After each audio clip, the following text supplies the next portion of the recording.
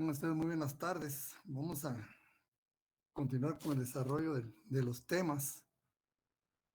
Habíamos visto el día de ayer,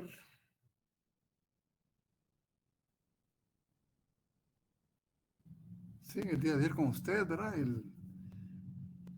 Lo que era la responsabilidad internacional.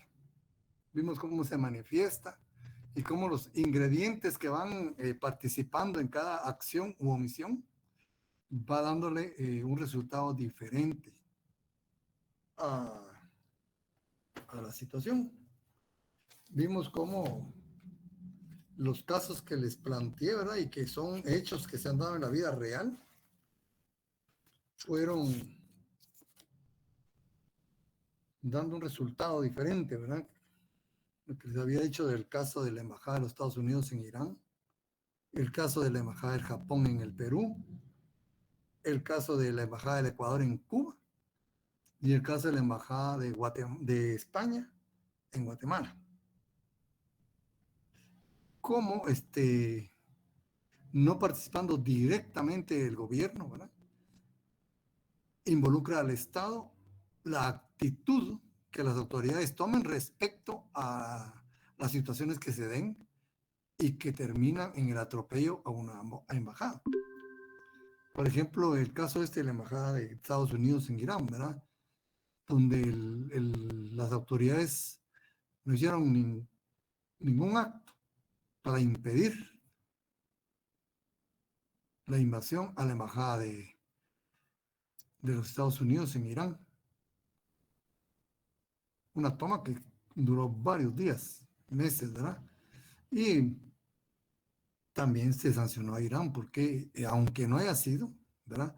Ni funcionarios de gobierno ni instituciones del Estado lo involucró por la actitud que adoptó frente a esta situación, muy pasiva, incluso permisiva o por lo menos indiferencia. En el caso de la Embajada de Japón en Perú, acuérdense ustedes, hubo una incursión de un grupo de desafecto, un grupo guerrillero, a la sede de la Embajada de Japón en el Perú. Para ahí las autoridades japonesas autorizaron al gobierno y a las autoridades peruanas para que tomaran las medidas que consideraran convenientes para resolver el problema. La medida fue extrema, como ustedes saben, ¿verdad? Hubo muertos de parte de los guerrilleros, no hubo ni un detenido, todos murieron. Y como les digo, después de ese acontecimiento, con tractor demuelen el edificio. Ahí el Perú no incurre en responsabilidad porque hubo autorización, hubo como quien dice un permiso para realizar tal acto. En el caso de la Embajada de Ecuador en Cuba, a Cuba no le convenía, al gobierno cubano no le convenía ese tipo de propaganda, ¿verdad? De noticias, donde hay gente que no está de acuerdo ni está feliz con el gobierno que hay en Cuba. Entonces trataron por todos los medios de impedir que la gente tomara la embajada de Ecuador. Pero por X o Y razón, les fue imposible. Y también, hasta, tan igual que Irán, ¿verdad? Un grupo de gente, ¿verdad? Particular toma la sede de la embajada de Ecuador en Perú. Pero aquí no hubo responsabilidad porque Cuba puso todos los medios a su disposición para impedir ese acto, ¿verdad? Ese acto y sin embargo se dio, ¿verdad? No pudo evitarlo, poniendo todos los medios a su alcance. Entonces no incurrió en responsabilidad porque tanto el Ecuador como la opinión pública internacional se dan cuenta que fue en contra total de la voluntad del gobierno. Y el caso de Guatemala, en Guatemala, la Embajada de España, al igual que en la Embajada de Japón en Perú, es irrumpida por un grupo. Parece, ¿verdad? Podría hacerse de un grupo de desafecto al gobierno. Siempre lo tildaron que eran parte de la guerrilla, siempre, ¿verdad? Ellos se presentaron como campesinos, sin tierra. Y también, al igual que el Perú, las fuerzas de seguridad del Estado irrumpen en la embajada y hay muertos también. Miren la misma escena, ¿verdad? Pero aquí Guatemala actuó sin autorización del Estado, ¿verdad? De la embajada. En Guatemala sí hay responsabilidad. Bueno, entonces, en estos 4 casos, en el caso de la embajada de Japón en Perú y de la embajada del Ecuador en Cuba, no hubo responsabilidad de parte del Estado. No hubo responsabilidad. En el caso de la embajada de los Estados Unidos en Irán y de la embajada de España en Guatemala, sí hubo responsabilidad. Solo que diferente. En Irán, la responsabilidad fue indirecta, porque eran personas particulares, ¿no? Personas particulares. En el caso de la Embajada de España en Guatemala, la responsabilidad fue directa, porque fueron fuerzas de seguridad del Estado las que cometieron el atropello. ¿Se dan cuenta? Ahí viene, ¿verdad? Y ahí vimos estos elementos, vimos cómo se divide, ¿verdad?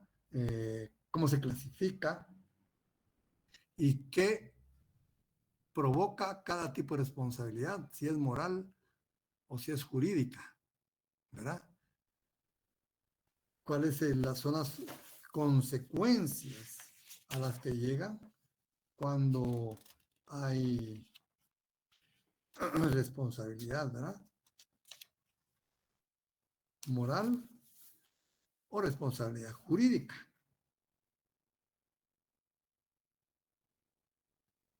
En la responsabilidad, pues, moral, la única sanción es la conciencia internacional, ¿verdad?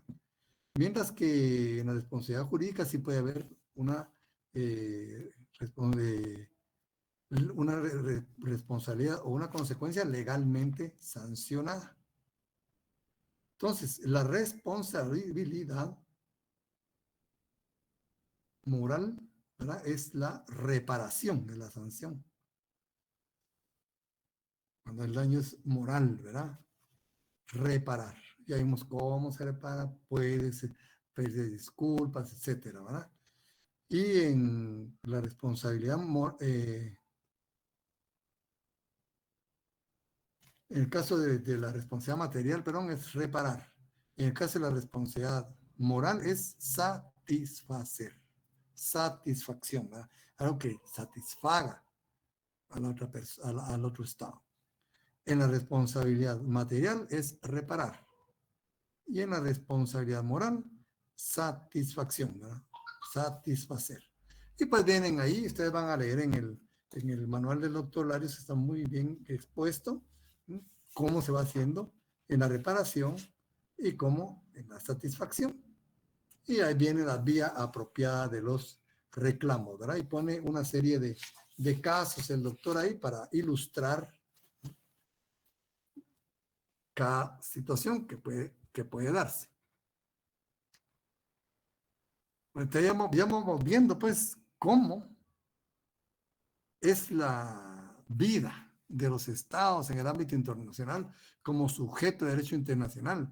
También se han dado cuenta, es totalmente dinámica.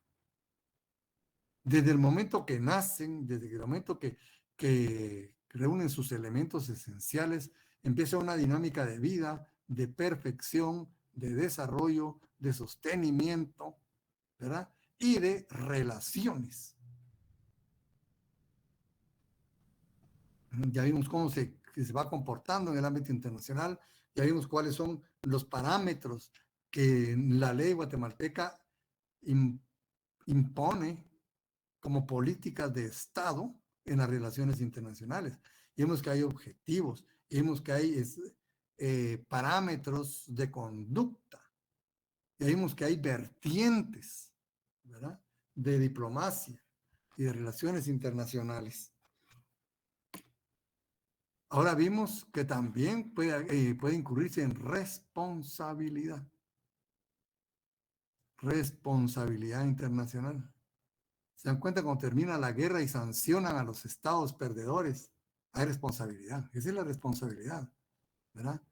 Y las sanciones han sido enormes. Incluso tan grandes que han cambiado los mapas, la geografía universal. Pero también, aparte de estos problemas de las conductas de los estados, ¿verdad?, que puede ser activa o pasiva y que provoca obligaciones, responsabilidades. También puede haber cierto caso en que haya o se provoquen relaciones tensas entre los estados. Y de hecho las ha habido muchas, ¿verdad? Relaciones tensas entre los estados. Dice acá, refiriéndome al doctor Carlos Larios, a pesar que en la actualidad existe un cuerpo de derecho internacional que parece normar las relaciones entre los estados, acuérdense que hay todo un sistema jurídico de relaciones entre los estados. Tenemos miles de tratados internacionales, algunos que abarcan a todo el mundo, otros abarcan dos regiones, dos o más regiones, otros una sola región o un solo continente, ¿verdad? Y otra un subcontinente y en algunos bilateral. Miren todas las formas que hay de relacionarse entre los estados. Y nos dan parámetros de conducta, parámetros mínimos de conducta. Aún existiendo todo ello, ¿verdad? No, la comunidad internacional no escapa de los conflictos entre estados principalmente. Esa posibilidad siempre existe en la comunidad internacional. Y ustedes, pues, con la edad que tienen, pues, obviamente tienen mucho menos edad que yo, pero se han dado cuenta que en lo que han llevado de vida, siempre han habido conflictos de carácter internacional. Siempre. Y las guerras no han faltado. Cuando estuvimos en sexto primaria o tercero básico, cuando estudiamos historia universal, vimos pues, que casi, ¿verdad? Son parámetros de épocas históricas mundiales, las guerras púnicas, las guerras médicas, las guerras de las rosas de los 30 años, de los 100 años, perdón, todas esas guerras, ¿verdad? La del Peloponeso, que fueron marcando la historia, las batallas de Gibraltar,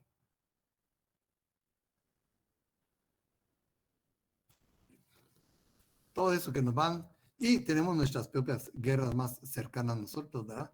Tuvimos guerras también, como Centroamérica o como país, tuvimos relaciones tensas con otros países. Hoy pues hay mucha tensión en el cono sur, porque Venezuela se ha convertido en una piedra en el zapato, ¿verdad? Para muchos países de Sudamérica, y hay relaciones muy tensas hoy por hoy. Con Bolivia también, ¿verdad? Hay relaciones muy tensas. Y eso pues puede ir,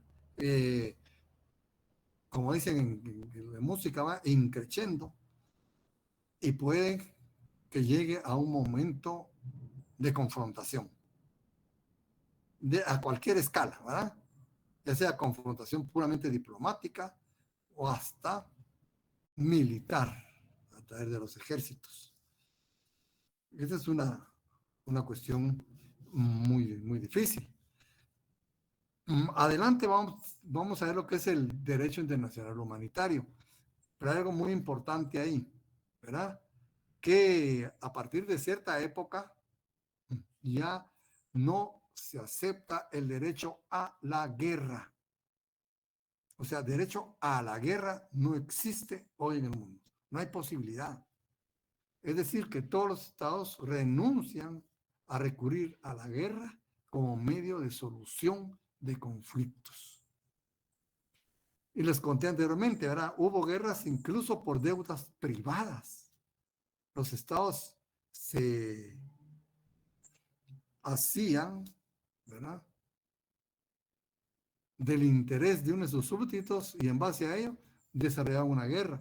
Les digo, México, lean ustedes la historia de México en el tiempo de Benito Juárez. Hubo una guerra muy desigual contra México por parte de 3 potencias de Europa, cobrando una deuda privada. Entonces, lo que se llama jus ad bellum ya no existe, ya no debe existir, ¿verdad? Por eso la de Rusia es un acto que hay que analizarlo muy bien, ¿verdad? Pero es indeseable bajo cualquier punto de vista. Indeseable. Ya vieron que ahora el diésel superó a la gasolina en precio. Viene repercutiendo hasta aquí, ¿verdad? Puede ser uno de los ingredientes que ha provocado esa situación.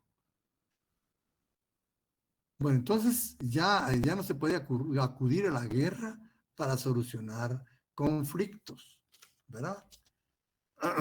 Ya no se puede recurrir a medios violentos de manera inmediata. Por eso les digo, la diplomacia es importantísima hoy en el mundo. La diplomacia es la que debe prevalecer en cualquier situación, ¿verdad? Entonces dice, en la actualidad, tomando en cuenta las consecuencias desastrosas de las 2 últimas guerras mundiales, todavía lo conocemos nosotros, va muy de cerca esa historia, así como lo espantoso de una posible guerra debido al avance técnico de las armas, ¿verdad?, nucleares, biológicas, meteorológicas, etcétera. Se ha impuesto entre las naciones medios de diferentes categorías, ¿verdad?, para resolver esos conflictos que van en escala, ¿verdad?, de lo más leve a lo más complicado. Entonces, ante ello tenemos 3 clases de medios de solución de conflictos. Los medios pacíficos, miren, para mí casi todos son diplomáticos, pero aquí los ponen medios pacíficos y o diplomáticos, así se les llama. Medios pacíficos o diplomáticos. Medios jurídicos o jurisdiccionales. Aunque un medio jurídico también es pacífico, ¿verdad? Pero para poner una diferencia y para cuestiones de estudio, ¿verdad?, hay diferencia entre decir pacífico y decir jurídico, ¿no? Y existen los medios coercitivos. Los medios coercitivos. Entonces, como ven, el mundo pues ha avanzado mucho en este tema de solución de conflictos porque realmente para mí es uno de los temas más importantes de derecho internacional. Una guerra hoy por hoy, una guerra total, una guerra mundial hoy por hoy pone en peligro la existencia de la humanidad. Y ya hay almacenada energía militar suficiente, ya existe hoy en día para llegar a ello. Incluso la guerra podría durar horas únicamente. Si desatan todo su poderío nuclear las grandes potencias, ¿verdad? Que no son solo 2, hay más, que tienen un arsenal brutal, enorme, que le hace daño al planeta. No solo Rusia y Estados Unidos. Podemos Reino Unido, la Gran Bretaña, Irlanda del Norte, Francia, China, Taiwán, tienen arsenal suficiente para estabilizar el planeta y otros países más, ¿verdad? Entonces, eso es lo que se trata de evitar. Vamos a trasladarnos con la doctora Loreta Ortiz, que dice algo muy importante. El derecho internacional clásico aceptaba como lícito el ejercicio de la fuerza armada como medio de solución de conflictos. Mire, si usted es agredido, tiene derecho a ir a agredir a alguien, ¿verdad? Si usted tiene un problema y no se resuelve, pues, y empieza la tensión muy grande, usted tiene derecho, pues, a la guerra, ¿verdad? Entonces, el derecho internacional público clásico aceptaba ese medio, ¿verdad? Aceptaba la guerra, es decir, le llamaban guerra lícita, fíjense, guerra lícita, ¿verdad? Y lo utilizaban pues para resolver conflictos, pero imagínense ustedes, una, un país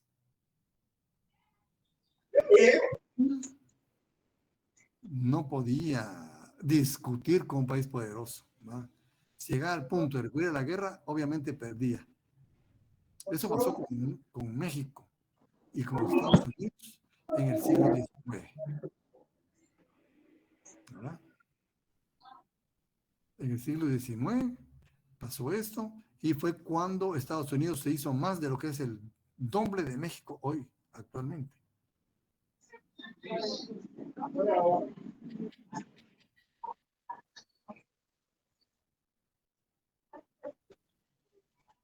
Bien, entonces dice aquí, esta postura se superó hasta la adopción del pacto Bryan-Kellogg, firmado en París el 27 de agosto de 1928.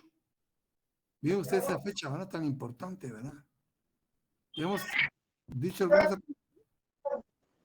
la compañera María de los Velázquez,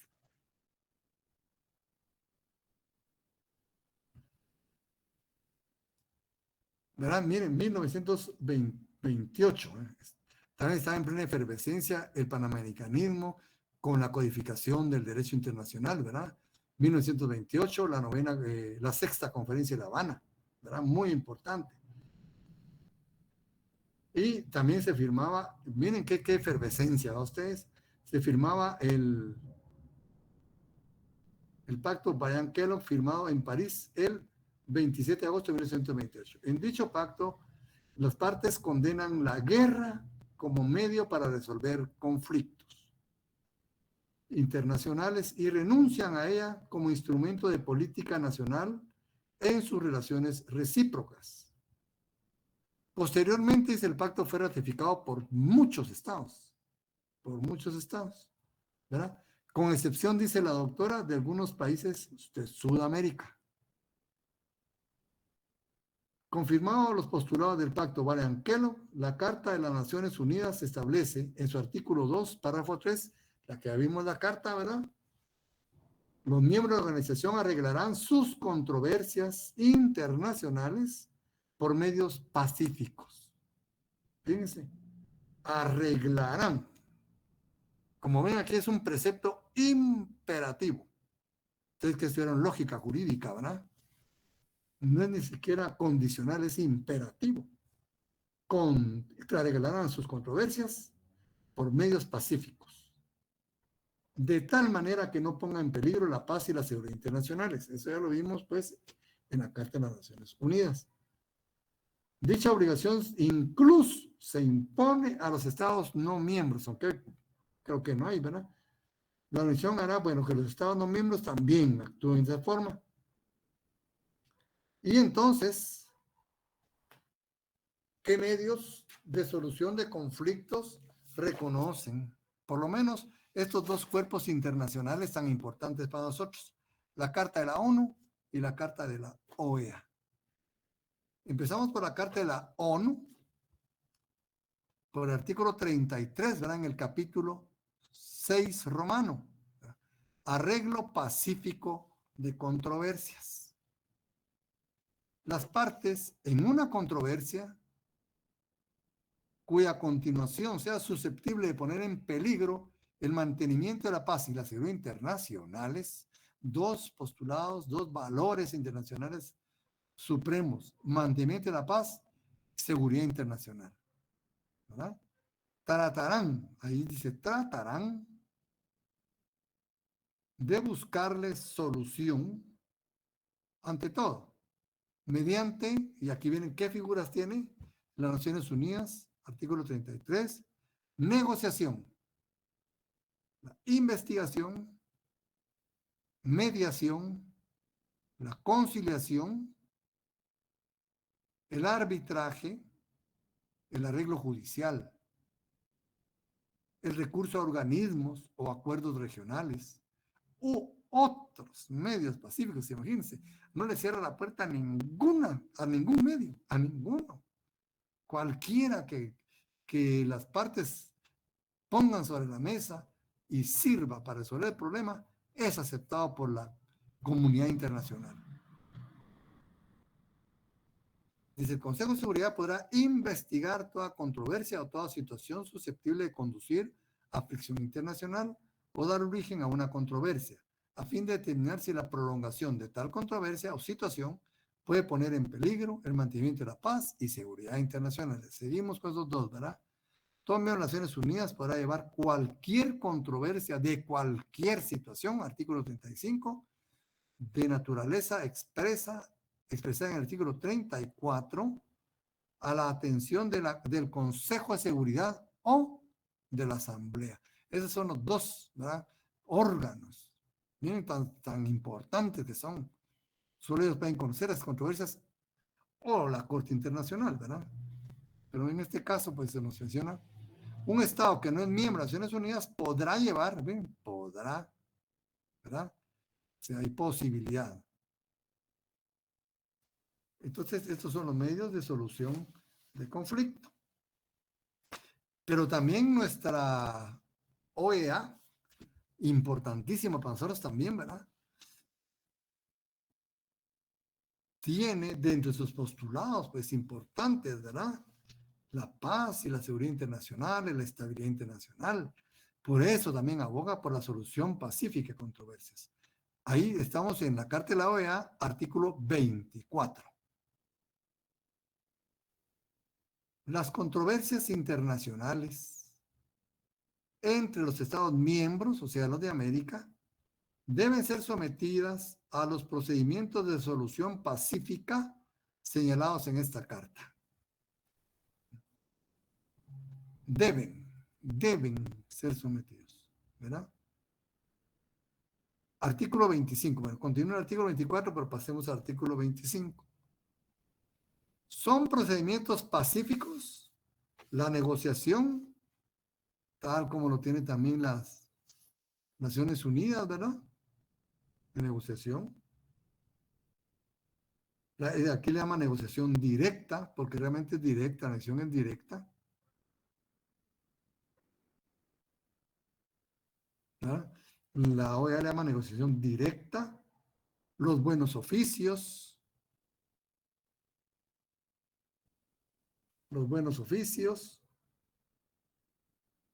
la mediación, la investigación, conciliación, procedimiento judicial, arbitraje, y los que especialmente acuerden en cualquier momento a las partes. ¿Sí? Igual que las Naciones Unidas, del mismo espíritu, ¿verdad? No le cierran las puertas a ningún medio de solución de conflictos. Ningún medio de solución de conflictos está excluido en el derecho internacional. No importa cuál sea, una vez las partes estén de acuerdo y logren, ¿verdad? Y logren resolver su problema, es aceptado por la comunidad internacional. Las dos, como ven, los dos órganos internacionales, organismos internacionales, dejan abierta la puerta para cualquier medio de solución de conflicto. Cuando entre dos o más estados, dice el artículo 26, americanos, se suscite una controversia que, en opinión de uno de ellos, no puede ser resuelta por los medios diplomáticos usuales, las partes deberán convenir en cualquier otro procedimiento pacífico que les permita llegar a una solución. Fíjense, otro, ¿verdad? Un tratado especial establecerá los medios adecuados para resolver las controversias y determinará los procedimientos pertinentes a cada uno de los medios pacíficos en forma de no dejar que controversia alguna entre estados americanos pueda quedar sin solución definitiva dentro de un plazo razonable.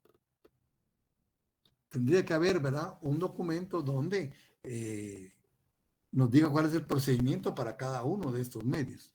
Yo hasta la fecha, les soy sincero, no tengo conocimiento. Vamos a investigar si hay, ¿verdad?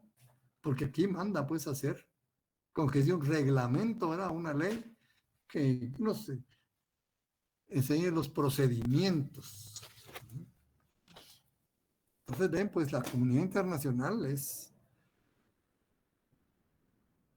muy abierta, ¿verdad?, a ver estos problemas.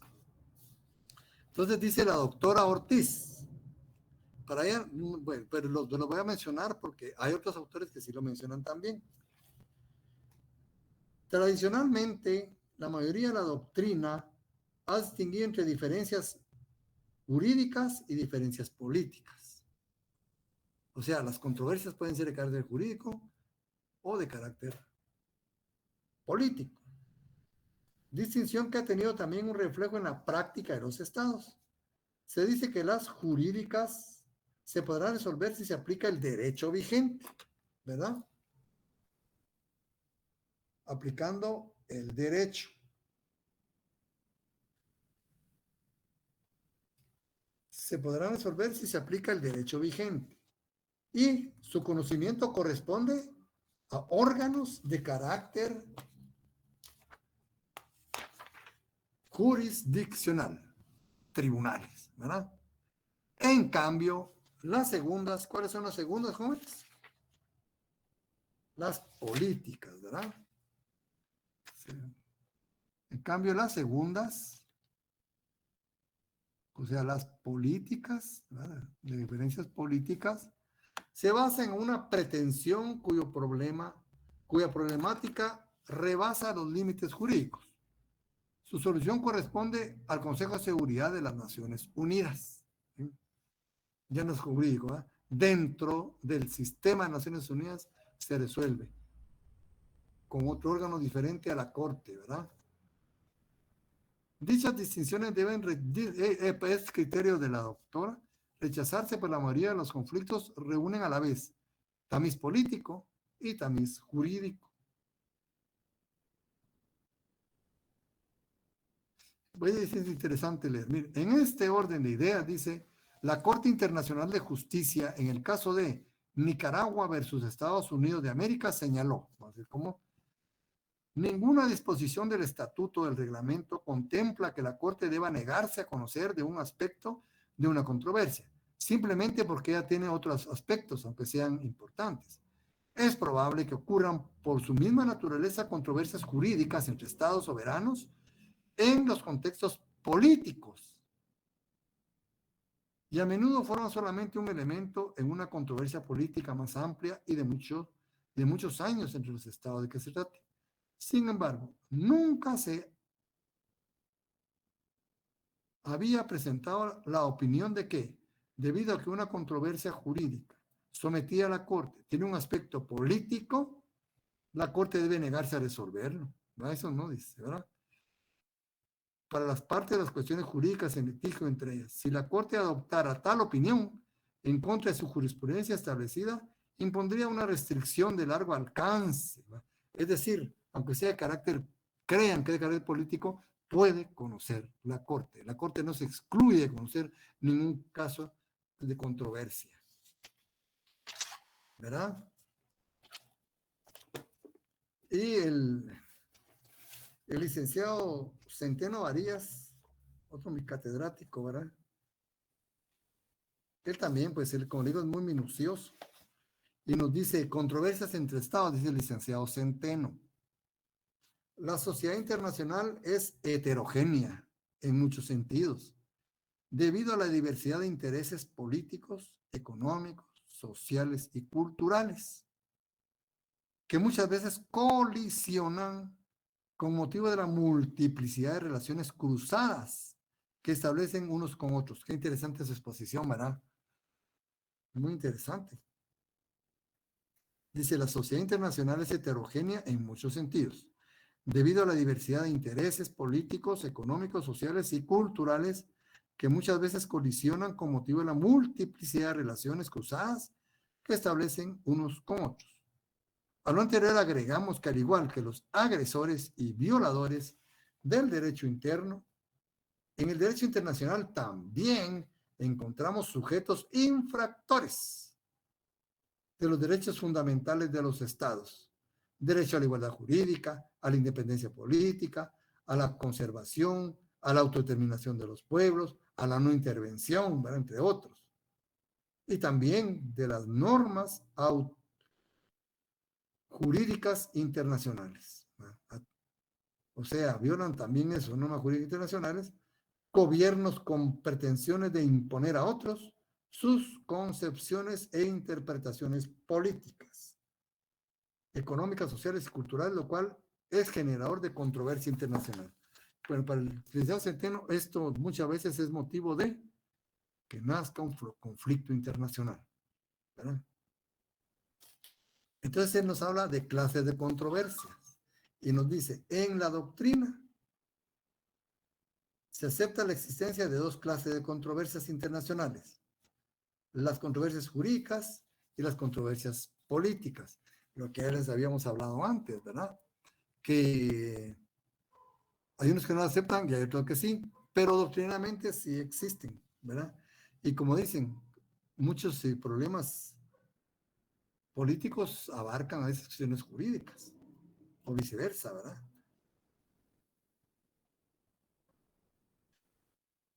Entonces hay controversias jurídicas y controversias políticas, coincide, ¿verdad? Bueno, la exposición también lo expuso la doctora Ortiz. La controversia jurídica, dice ahora por su parte el licenciado Centeno, es aquel diferendo surgido entre dos o más sujetos de derecho internacional con motivo de la interpretación, violación, aplicación o invocación de una norma jurídica internacional. Y nos aclara más este tema, ¿verdad? Él nos aclara más este tema. Entonces, la controversia jurídica va relacionado directamente con normativa internacional. Y la controversia política es el diferendo entre dos o más sujetos de derecho internacional sobre cuestiones de hecho. Esa es la diferencia fundamental, ¿verdad? Cuestiones de hecho, no reguladas por el derecho internacional y que generalmente gravitan sobre asuntos de carácter económico, político o social.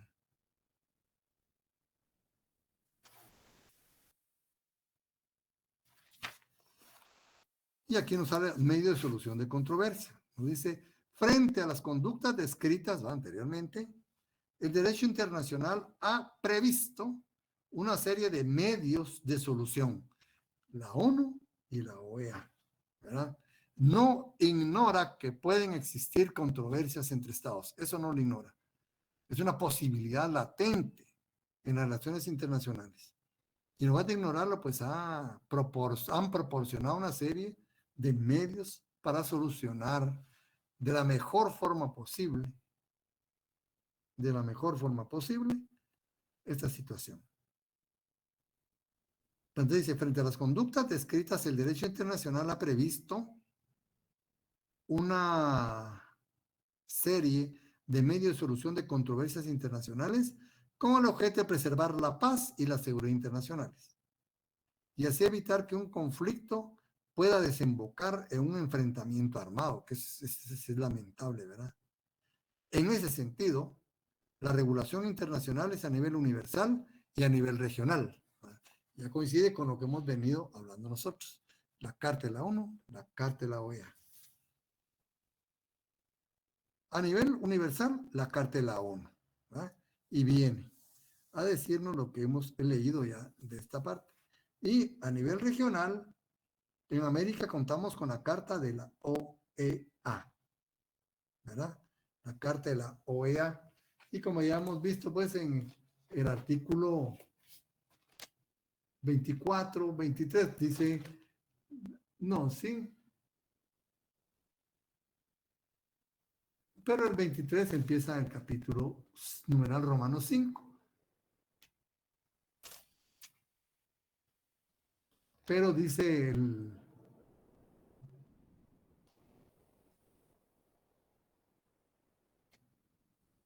Bueno, y aquí pues empezamos a hablar de esta situación.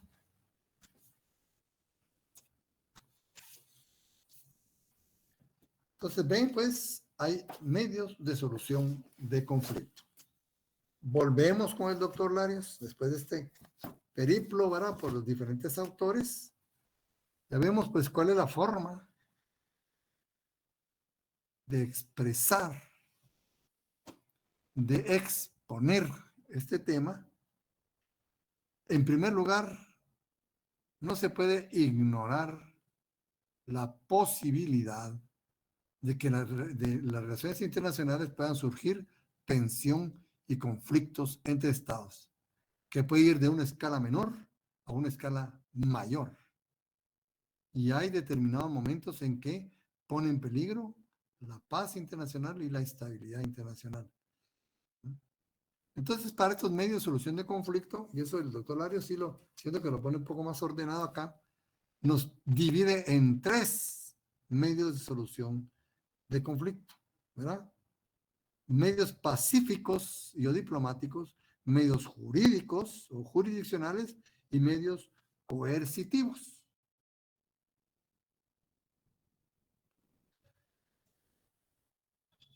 Y cada quien pues tiene sus subdivisiones, ¿verdad? En principio dice todo medio diplomático es pacífico, correcto, ¿verdad? Yo también creo lo mismo. Aun cuando no todo medio pacífico es diplomático, ¿verdad? Por ejemplo, una resolución internacional pues no es diplomática, es jurisdiccional, ¿verdad? Pero es pacífica. Es decir, que no se realiza a través de esa vía diplomática y es por ello que se le llama pacíficos y o diplomáticos, ¿verdad? En estos medios han adquirido carta de ciudadanía a través de diferentes convenciones. Vamos a leerlas. Convención para el Arreglo Pacífico de Conflictos Internacionales, la Haya 1907. Imagínense de qué tiempo ustedes, desde antes de las 2 guerras mundiales. Es decir, que la norma jurídica no ha sido suficiente para evitar conflictos armados entre estados, guerras, ¿verdad? A nivel de ejércitos entre estados. Desde 1907, ¿ven ustedes? ¿Y cuánto problema ha habido en el ámbito internacional? De ahí para esto, a más de 100 años ahora, ¿verdad? A más de 100 años. Entonces, la Convención para el Arreglo Pacífico de Conflictos Internacionales, la Carta de las Naciones Unidas, la Carta de la Organización de los Estados Americanos. Básicamente estos 3. Y ahí pues enumera los medios que ya vimos nosotros. Ahora, ¿en qué consiste en cada uno de ellos? Los medios pacíficos y o diplomáticos tenemos la negociación, los buenos oficios, la mediación, la investigación y la conciliación. 5 medios, ¿verdad? Negociación, buenos oficios, mediación, investigación, conciliación.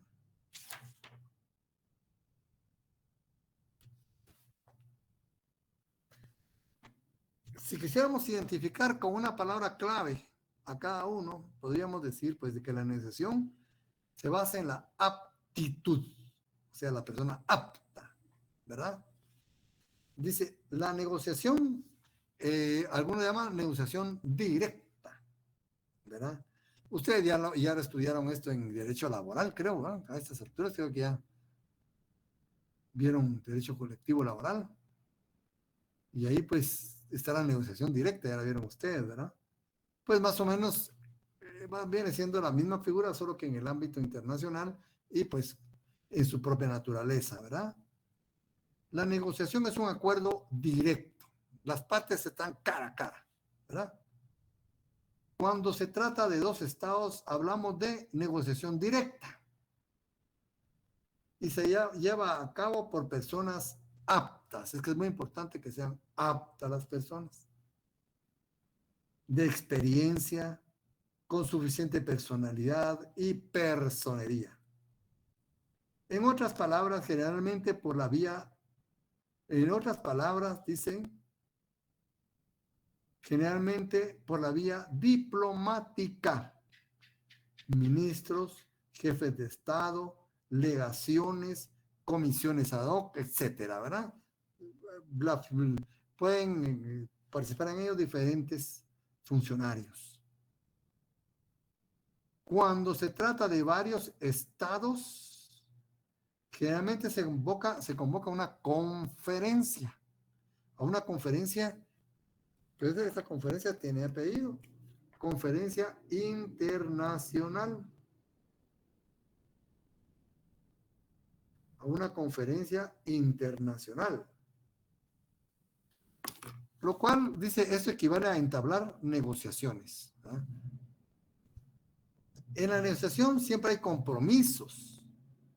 Es que eso es lo importante, ¿verdad? Llegar a un acuerdo. Pero es muy importante esta situación.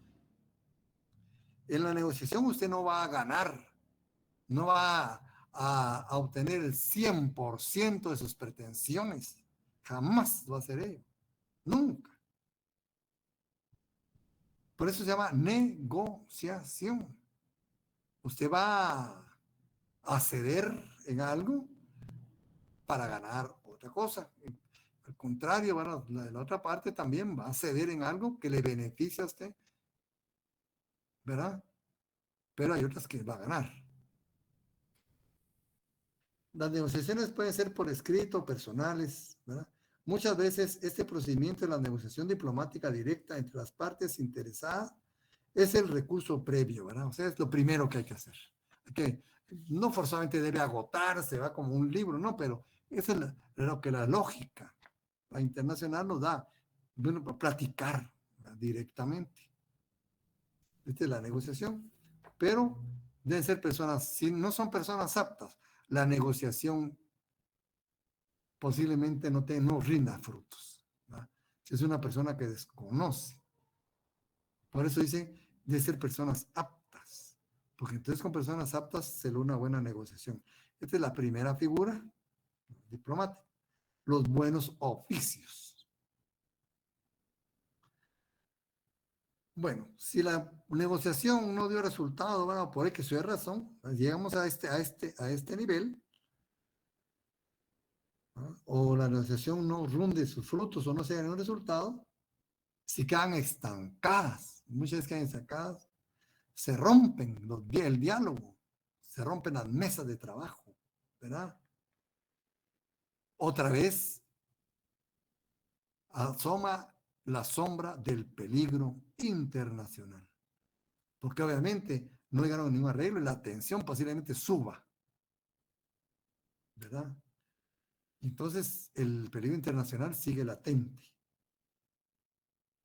Aquí, en la negociación, en los buenos oficios, a diferencia de la negociación, ya participa un tercer estado.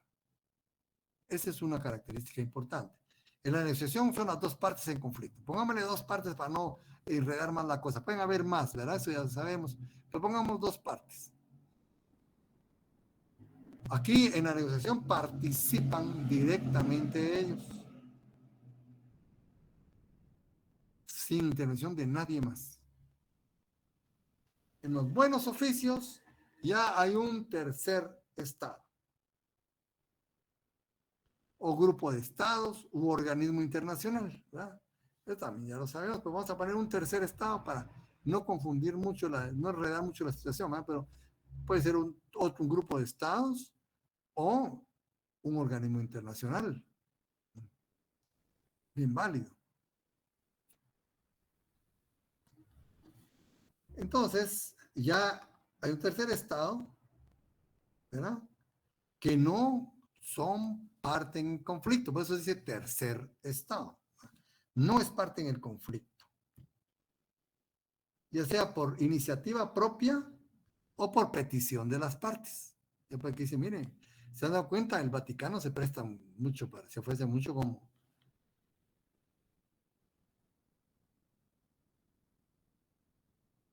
Ya son ahí. Entonces, ¿cuál es la finalidad de los buenos oficios?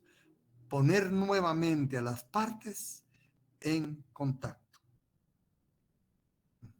Póngale ahí, se pelearon en la negociación, ¿verdad? Posiblemente era una escala más de confrontación, pues se caldearon los ánimos.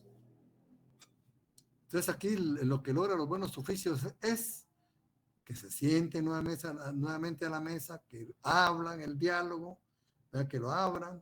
Entonces aquí el fin de los buenos oficios es poner en contacto de nuevo a las partes para que reanuden las negociaciones. Pero aquí este tercer estado no participa en las negociaciones. Incluso ni está presente. Solo lo sienta nuevamente, como que dice, ¿verdad? Lo sienta nuevamente a la mesa, cierra la puerta y se va.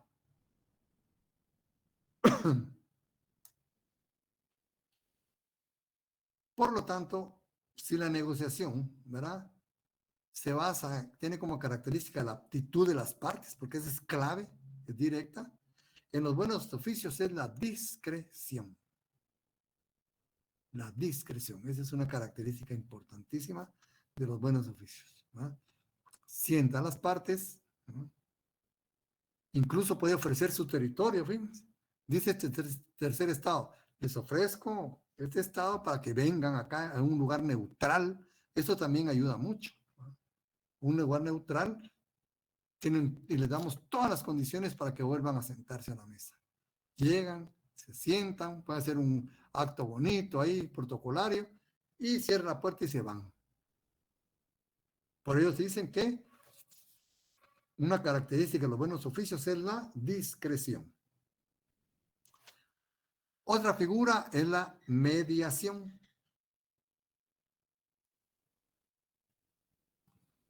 Bueno, si los buenos oficios tienen como característica la discreción, la negociación, la aptitud, la mediación tiene como característica la confianza. O sea, el mediador debe crearle confianza o las partes le tienen confianza al mediador. Y por eso les permiten, ¿eh?, participar como tales. La mediación, eso es lo que se ofrece mucho el Vaticano, ¿verdad? La mediación. La mediación se da cuando un tercer estado, aquí también participa un tercer estado, ¿verdad? Aquí también participa un tercer estado.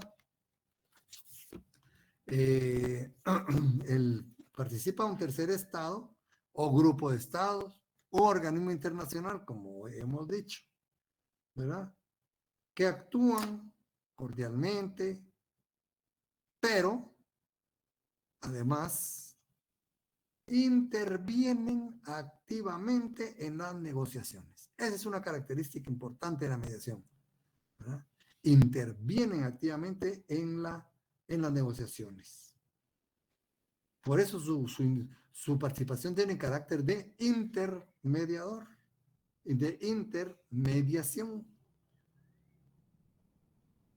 Aquí pues pueden sugerir, pueden coadyuvar, ¿verdad?, en la solución, sugiriendo compromisos, medios, ¿verdad? Y otras cuestiones que ayuden a solucionar el conflicto,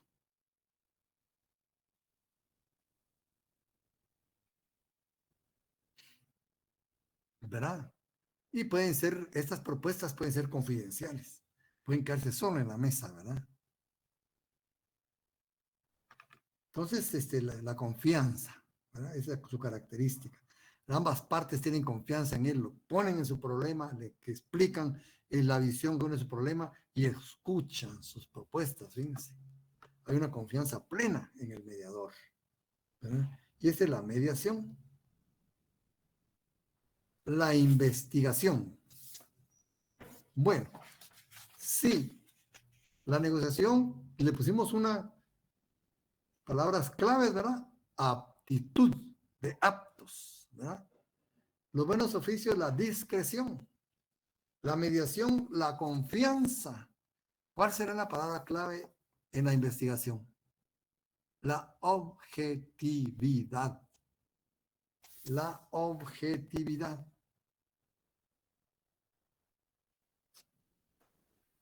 Investigación, ¿vale? El investigador debe ser objetivo.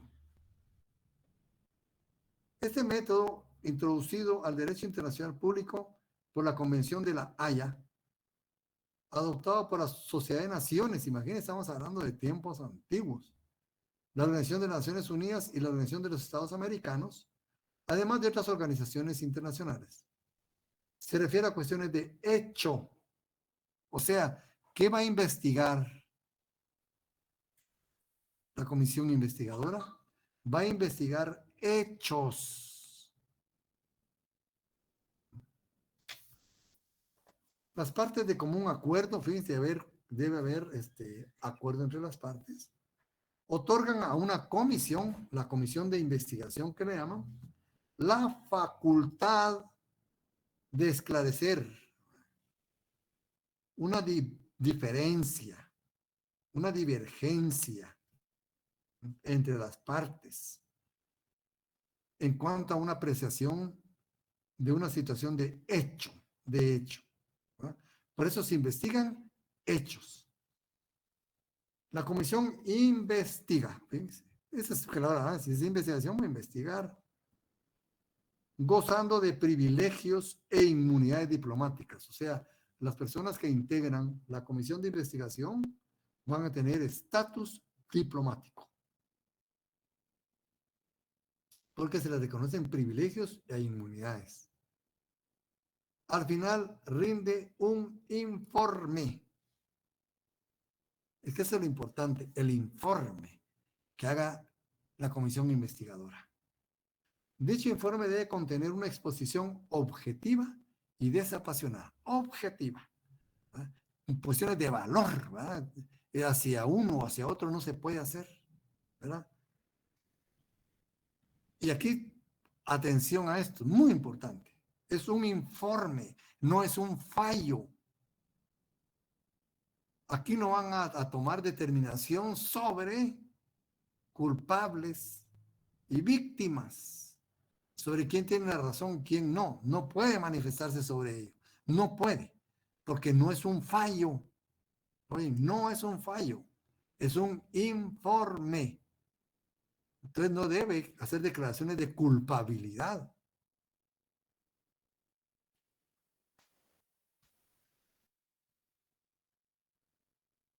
Ni responsabilidades, ni sanciones, nada de eso. ¿verdad? Entonces, vemos que es un informe, el informe no es igual a un fallo, en el informe no pueden hacer apreciaciones sobre responsabilidades, ¿verdad?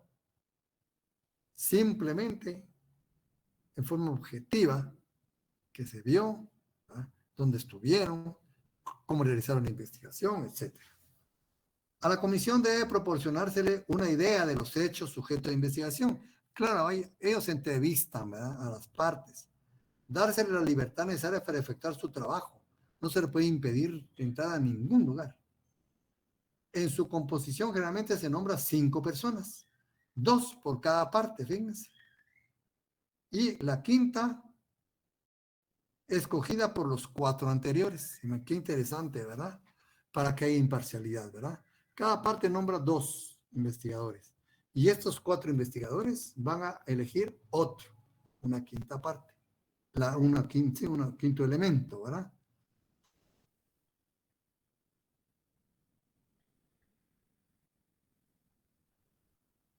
Cada una de las partes puede nombrar consejeros, abogados, agentes, etcétera. ¿verdad? Pues se puede ampliar mucho más.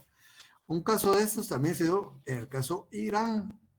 Los Estados Unidos gritaban a los 4 vientos que Irán estaba fabricando armas de destrucción masiva, letales para la humanidad. Y con ese argumento desarrolló acciones bélicas muy fuertes. Se nombra una comisión investigadora. No encontraron indicios de fabricación de armas de destrucción masiva, pues Estados Unidos ya había golpeado. Científicos, fíjense, eran científicos renombrados, o sea, no cualquier persona, jóvenes, ahí gente famosa, gente conocida, personas de mucho talento y conocimiento. Esta comisión la dirigió un británico, creo que dirigía el laboratorio de energía nuclear, algo así del Reino Unido, una persona muy versada. Y iba a rendir su informe un día lunes. Y ese fin de semana anterior aparece muerto. Nunca se investigó por qué murió, quién fue, nada. Y ya no se rindió el informe. Ahí se cortó el informe de la comisión investigadora, que se supone que iba a ratificar que Irán no estaba construyendo armas de destrucción masiva. Ahí quedó como una novela, ¿verdad? Pero como hay una investigación también es importante. La conciliación no la vamos a explicar porque dice acá que se usa menos, ¿verdad? Se usa menos y tiene ahora solo únicamente valor histórico. Para no llenarnos de con muchos datos, solo tengámosla como punto de referencia, como un medio que sí ha existido, ¿verdad? Y no se le ha derogado ni ha desaparecido, ¿verdad? Pero según aquel otro lado dice que se usa menos, se está dejando de usar. Entonces ya vimos los medios pacíficos o diplomáticos, ¿verdad? La negociación, los buenos oficios, la mediación, la investigación. Entonces vimos cómo, y aquí ya podemos irnos a la Carta de la ONU, a la Carta de la OEA, y ya nos damos una idea, sí, pues esto es lo que aceptan, y hacia esto vamos. Pero también existen los medios jurídicos. Medios jurídicos tenemos dos, ¿verdad? El arbitraje y la decisión judicial. Creo que así los nombran acá.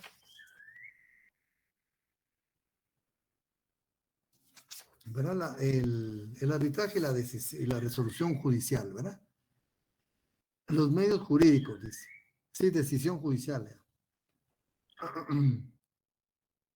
Medios jurídicos o jurisdiccionales son aquellos en los cuales existe un órgano con jurisdicción, con poder para juzgar, al cual se acude para dirimir en forma pacífica los conflictos internacionales. Medios cuasi jurídicos o cuasi jurisdiccionales son aquellos que están presididos por personas que no ejercen jurisdicción ni tienen poder para ejecutar o hacer ejecutar o hacer cumplir lo juzgado, pero que gozan del respeto en el ámbito internacional por su alta credibilidad y preparación al respetar el debido proceso y demostrar especialidad, capacidad, objetividad, independencia e imparcialidad, entre otros. Tradicionalmente se han reconocido dos medios jurídicos: el arbitraje y la decisión judicial. Medio de solución de conflictos. ¿Se dan cuenta? Nosotros vamos por esa escala en el conflicto con Belice. A la decisión judicial vamos a someter un diferendo, ¿verdad? Entonces dice, se han reconocido dos medios: el arbitraje y la decisión judicial propiamente dicha, expresada a través de la Corte Internacional de Justicia. Hoy el derecho internacional constata que la función jurisdiccional y la cuasi jurisdiccional no solamente se ha globalizado y diversificado, sino que también se ha especializado.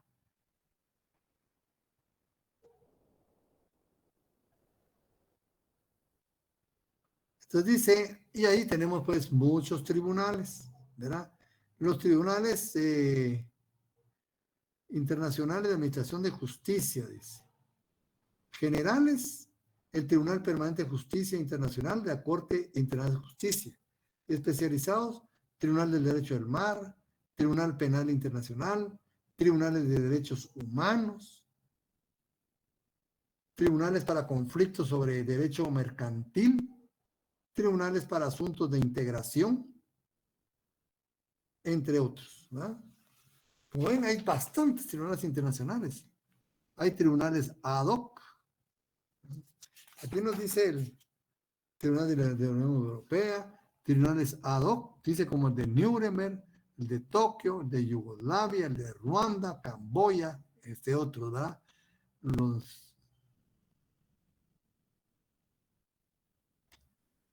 Y hay también, dice, entes no jurisdiccionales. Bueno, también hay nacionales, el de España, el de Bélgica, Estados Unidos de América, Israel, etc. Entes no jurisdiccionales. Tribunal Permanente de Arbitraje Internacional. Arbitraje, ¿ves? Organización Internacional del Comercio, OIC, tiene sus tribunales. Inversiones, ONU, Banco Mundial, Fondo Monetario Internacional, Banco Centroamericano de Integración, ¿verdad? Específicos para Europa, etc. Y la Corte Interamericana de Derechos Humanos. Y aquí viene pues la Corte Internacional de Justicia, sus órganos, su integración, pues eso no vamos a ver tan pormenorizada, ¿verdad? Competencias y jurisdicción, funciones, ya vimos aquí, procedimiento, funciones judiciales y de consulta, ¿verdad? Como habíamos hablado nosotros, ya lo habíamos visto, ¿verdad? O función consultiva. El Tribunal Internacional del Derecho del Mar, Tribunal Penal Internacional, y empieza el doctor Larios aquí, pues, como docente que era, ¿verdad? A darnos una referencia bastante puntual de cada uno de estos tribunales. Que hay pues, lo de Ruanda, lo de Yugoslavia, para Sierra Leona. Bueno, pero también tenemos el arbitraje. Aquí vamos al arbitraje. Dice el doctor aquí, en el derecho internacional, el arbitraje es una institución distinta a la solución pacífica de los conflictos internacionales y se caracteriza por el hecho que dos estados en conflicto someten su diferendo a la decisión de una persona, árbitro, o varias personas, comisión arbitral, libremente designada por los estados, ¿va? En los tribunales, ahí están los jueces. En el arbitraje, los propios estados pueden designar y que deben resolver apoyándose en el derecho o en normas que las partes acuerden señalar. Incluso las dos pueden resolver según et sequo et bono, ¿verdad? El arbitraje es una de las instituciones más antiguas del derecho internacional. Bueno, pero como ven, el arbitraje es voluntario, ¿verdad? En cuanto a su sometimiento a él.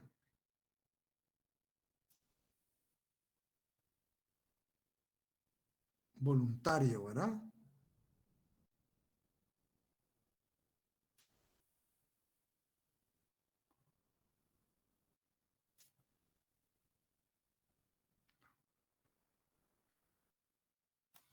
Entonces es voluntario en cuanto a su sometimiento. Es decir, a ningún Estado se le puede obligar someterse al arbitraje.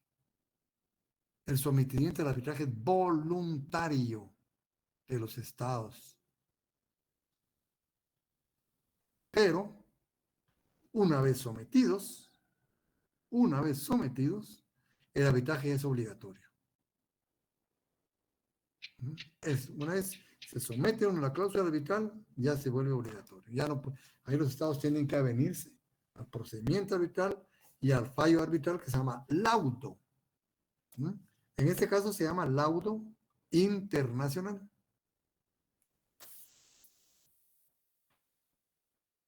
Entonces dice que consiste, pues, dice, someter una divergencia internacional mediante acuerdo formal, hay un acuerdo, y previo entre las partes. Y esta es una diferencia también muy importante con la decisión judicial. En la decisión judicial, los tribunales existen antes, ¿verdad?, que el conflicto. En el arbitraje, pues, puede surgir, pueden nacer ellos posteriores al conflicto, ¿verdad? Bueno, pueden, ¿verdad? ¿Cómo se clasifica el arbitraje? ¿En ocasional o institucional? ¿Cuál es el ocasional? Es aquel en el cual las partes, al fracasar, utilizando otros medios, finalmente deciden de común acuerdo y voluntariamente previo un pacto en el cual se harán constar las condiciones y la voluntad de acatar el fallo de someter su dirigencia a elección arbitral. Esta clase de arbitraje se basa en la voluntad específica de someter este problema específico, individual, determinado y aislado. No se basa en ningún documento general, en ningún compromiso general que haya previsto esta situación. Es lo que pudo haber resultado con el diferendo entre Guatemala y Belice, ¿verdad? Lo que hicieron, Guatemala sugirió someter al conocimiento de arbitraje la situación. Pues este arbitraje no existía por ningún lado, ¿verdad? Al momento, si Belice hubiera accedido y al momento de ponerse de acuerdo los dos, ahí empieza a formarse, ¿verdad?, el tribunal arbitral. O sea, pero previamente no se conocía nada de ello, ¿verdad? Es una posibilidad que otorga el derecho internacional. Bien, entonces, también tenemos el arbitraje institucional.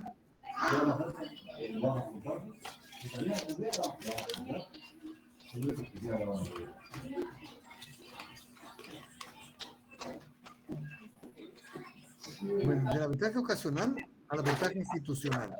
En el arbitraje institucional, las partes se basan en un documento firmado de común acuerdo en un tiempo en que el conflicto no existía, específica ni generalmente. Hugo Álvaro Heredia, ¿quién puede tener contacto con Hugo Álvaro Heredia, por favor?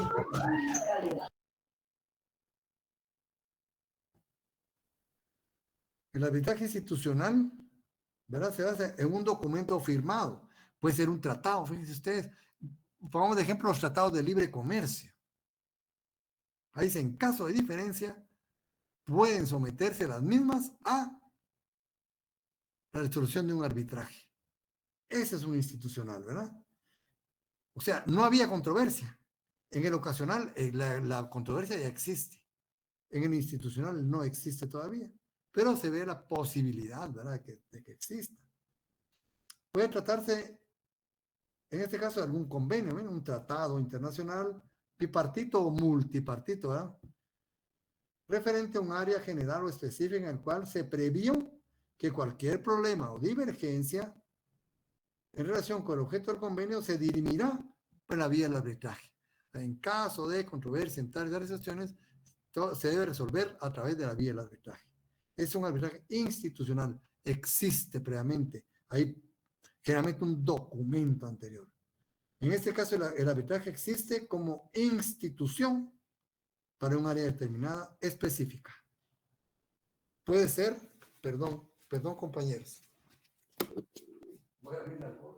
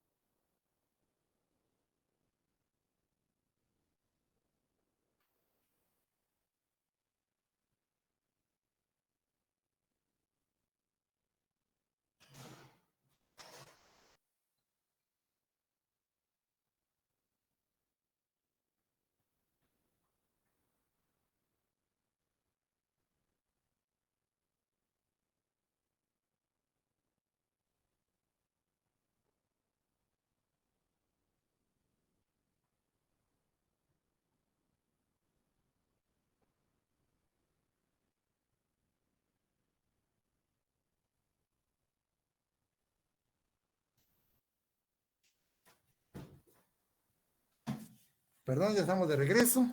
Les hablaba, el arbitraje, pues, puede ser ocasional. Ahí el problema existe antes del arbitraje. Institucional, aquí es al revés. El tribunal arbitral o la institución del arbitraje existe antes del problema.